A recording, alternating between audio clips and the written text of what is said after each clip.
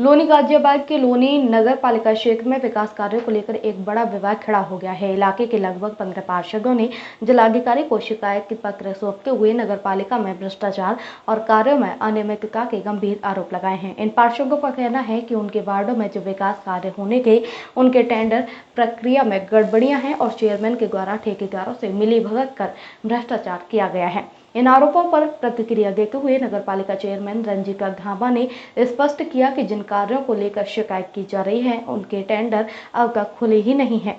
रंजीका घाबा ने बताया कि ये सभी कार्य राज्य वित्त से जुड़े हैं, जिनके टेंडर 30 अप्रैल को खुलने के, लेकिन उससे पहले ही दबाव बनाने की नीयत से शिकायतें की गई।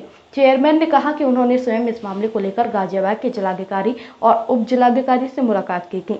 जिलाधिकारी ने शिकायत पत्र पढ़ने के बाद इसे पार्षदों और चेयरमैन के आपसी मतभेद का विषय बताया। रंजीका घाबा ने टेंडर न खुलने का आरोप लोनी नगर पालिका के अधिशासी अधिकारी पर लगाया है। उन्होंने कहा कि ईओ एक जनप्रतिनिधि के इशारे पर काम कर रहे हैं, इसी कारण टेंडर की प्रक्रिया में जानबूझकर देरी की जा रही है। रंजीका ने चेतावनी की कि आने वाले दिनों में मानसून के चलते लोनी की सड़कों पर जल भराव की गंभीर समस्या बन सकती है, जिससे जनता को भारी परेशानी उठानी पड़ेगी। चेयरमैन ने स्पष्ट किया कि अगर टेंडर जल्द नहीं खोले गए तो वे लोनी की जनता के साथ धरने पर बैठेंगी। उन्होंने कहा कि विकास कार्यों को रोका गया तो जनता की समस्याएं और बढ़ेंगी और वे इसके खिलाफ संघर्ष भी करेंगी। मैडम, एक डीएम साहब को ज्ञापन सौंपा गया है सभासदों द्वारा कि उनके वार्ड में काम नहीं कराया जा रहा है। टेंडर हो चुके हैं लेकिन काम नहीं कराया जा रहा है, क्या कुछ मामला है? देखिए, हमारे पिछले दिनों राजवित्त आयोग से 96 करोड़ के काम लगे थे। उसके बाद क्या है, टेंडर चूंकि अवर अभियंताओं ने प्रॉपर भौगोलिक गलियों की भौगोलिक स्थिति को देख करके एस्टीमेट तैयार किए थे, उसके बाद ये टेंडर लगाए गए थे। जो उनमें राजवित्त के जो टेंडर थे उनमें 40 लाख से कम पैसे के जो टेंडर थे उनकी डेट खोलने की 30 तारीख निर्धारित थी और जो 40 लाख से बड़े काम थे उनकी जो डेट थी वो 9 मई निर्धारित की गई थी। लेकिन आज 15 तारीख हो चुकी है और वो टेंडर नहीं खोले गए हैं, जो कि जनहित में खोले जाने नितांत आवश्यक थे। जब मैंने इस विषय में बात की ईओ से तो ईओ ने बोला कि 15 सभासद मिलकर के जिलाधिकारी के यहाँ एक पत्र दे करके आए हैं और उस पत्र का हवाला देकर इन्होंने उन टेंडरों को नहीं खोला।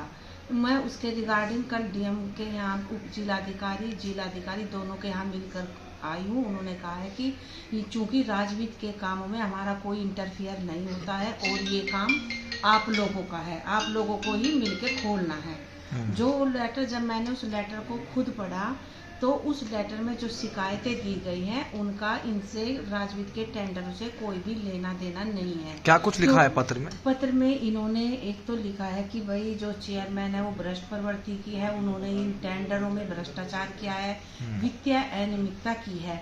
आप ही लोग बताइए कि किन टेंडर में किया गया है? ही नहीं, ये जो राजवित्त के जो 96 करोड़ के टेंडरों की मैं बात कर रही है उनमें इन्होंने वित्तीय अनियमितता का आरोप लगाया है।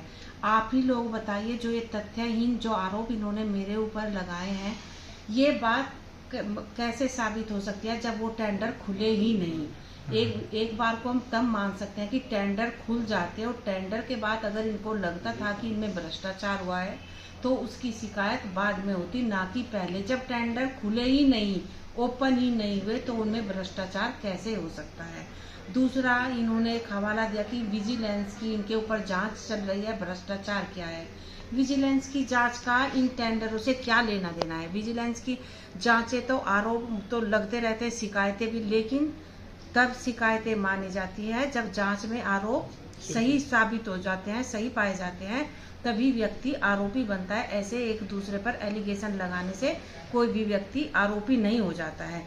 और आज मैंने इन लोगों को कल चेतावनी भी दी थी कि अगर आप लोगों ने कल वो टेंडर नहीं खोले तो मैं यहाँ लोनी की जनता के हित के लिए काम लगवाए गए थे, मैं धरने पर बैठ जाऊंगी। क्योंकि आपको पता है कि आज 15 मई है, 1.5 महीने के बाद पूरा मानसून चरम पर होगा और बरसात के कारण ठेकेदारों को भी काम करने में रुकावट आती है और जगह जगह लोनी में त्राहिमाम मच जाता है। मुझसे जगह जगह मिट्टी मलबे मांगे जाते हैं। जब हमने काम सब कुछ लगा दिया, सब ओके है, तो जनहित में इन्हें खोला जाना बहुत जरूरी है। लेकिन यहाँ पर ईओ की साफ साफ मनमानी चल रही है और वो दबाव में इन टेंडरों को खोलना नहीं चाह रहे हैं। जिस तरह आप पर आरोप लगाए जा रहे हैं, कहीं ये लोनी की ओछी राजनीति तो नहीं है? जिस तरह सभासदों ने आरोप आप पर लगाए हैं अन्य व्यक्ति नेताओं के।